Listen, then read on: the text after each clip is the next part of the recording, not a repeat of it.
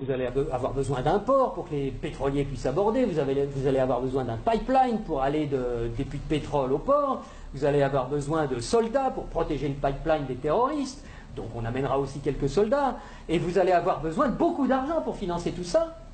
Et à qui vous allez acheter tout ça? Où sont vos entreprises? Mais on vous a dit, on n'a pas d'entreprise. Ah bon? Ben écoutez, c'est pas grave, nous on en a. En Occident, beaucoup, on en a plein. On a Halliburton qui fabrique des usines, on a Areva qui a besoin d'uranium, on a Bouygues qui fabrique des autoroutes, des ports, tout ce que vous voulez, on va vous faire ça aux petits oignons, pas de problème. Et c'est comme ça que ça marche. On vous prête 15 milliards, sous réserve que vous fassiez travailler nos entreprises, et de toute façon vous ne pouvez pas faire autrement. Donc regardez bien ce que ça fait au point de vue monétaire. Il y a 15 milliards qui sont créés ex nihilo par le Fonds monétaire international et la Banque mondiale. Le Fonds monétaire international, c'est un organisme qui récupère quelques dépôts de la plupart des pays de la planète qui servent de garantie pour faire des crédits, des prêts aux pays sous-développés.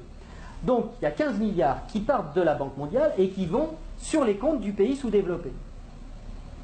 Et aussitôt ces 15 milliards-là qui sont dans le pays pauvre, ils retournent dans le pays riche pour aller payer des entreprises occidentales qui vont dans le pays pauvre faire du boulot, construire des trucs. Du point de vue du pays riche, quand vous allez vendre des produits et des services dans un pays pauvre à l'étranger, pour vous, c'est quoi? C'est des exportations ou des importations? Des exportations. Voilà. Je vais aller exporter une usine, Areva, moi français. J'exporte une usine, j'exporte du travail, j'exporte des chars, j'exporte des fusils, j'exporte des outils, de l'outillage. Donc, ce qui est génial, c'est que les 15 milliards qui sont partis des pays occidentaux, qui sont allés dans le pays pauvre, il y a des services qui sont exportés par les pays occidentaux envers les pays pauvres, et l'argent, qu'est-ce qu'il fait? Il revient dans les pays riches, les 15 milliards, ils reviennent. Bon. Et donc les 15 milliards, c'est comme si on avait eu une belle-sœur qui avait emprunté 15 milliards et qui nous les distribue, puisque les ouvriers des entreprises des pays occidentaux, les actionnaires des entreprises des pays occidentaux, ils vont avoir plus d'argent grâce à ces 15 milliards qui reviennent. Donc ils vont les dépenser dans l'économie, ça nous fait des transactions nouvelles, de l'emploi nouveau, qui va ruisseler dans notre économie.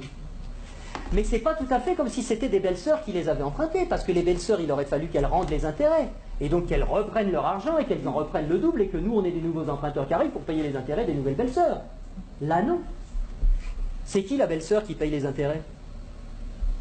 C'est les pauvres. C'est les pays sous-développés. Et donc, on a été leur construire des trucs qui vont nous permettre d'exploiter leur richesse. On a eu de la monnaie en plus qu'on a créée nous-mêmes en la faisant passer par les pays pauvres, mais qui revient chez nous net d'intérêts. Et qui paye la dette, qui paye les intérêts, c'est le pays pauvre. Et ils ont deux solutions. Soit ils empruntent à nouveau le montant des intérêts pour pouvoir nous les rembourser, ce qui double leur dette. C'est pour ça que des fois vous entendez des présidents de pays sous-développés qui disent « Mais c'est pas possible, on l'a déjà payé 15 fois la dette, comment ça se fait qu'il faut qu'on paye encore ?» C'est parce qu'ils ne peuvent pas la créer. C'est parce que pour rembourser des dollars, il faut qu'ils les empruntent. Puisqu'il n'y a que nous, les Occidentaux, qui peuvent créer des dollars pour les endetter. Et donc, soit ils empruntent pour continuer à payer leurs intérêts, soit ils vendent leurs ressources pour presque rien.